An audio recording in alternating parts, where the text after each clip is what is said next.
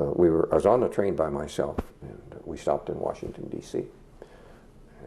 And I was actually, you know, from that railroad station, you could see the Capitol building. I'm sure that must have been the Union Station. And I was sitting there looking out the window, and this GI came out, I think he's a buck sergeant, and he stopped and he looked at me and he looked at my patch. He says, "Hey, you were there for 42nd." Yeah. He says, "Were you at the Lost Battalion?" And I said, "Yeah, I was there." He says, "I was in there." So he was one of the 200 men that you rescued. Yeah,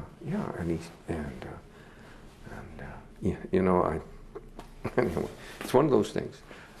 I could just feel myself getting I was angry, God, and I turned to him and I said, "Do you know how many men we lost getting you guys out of there? You know how many of my friends died in there?"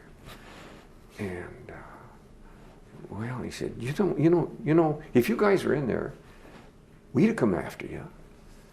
And I shook my head and I said, "Well," he said, "anyway, I want to thank you, you know." He put out his hand and I turned away and looked out the window. I've never been really proud of that, but at the time, it was just too fresh. I just could not, I couldn't even shake his hand, you know. And it was a feeling of anger? Oh yeah, I was just, you know, you get hot under the collar. And was it something he said? No, it was just the fact that here was a guy we had rescued, and you know, and he was thankful. He wanted to thank me. But what comes to mind is seeing this friend shot in the head, and the guys that we left behind on that hill, and I thought, oh, it was irrational. I know it was irrational, but at the moment there was nothing I could do.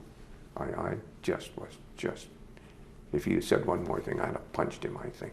I was just, it was kind of hysteria.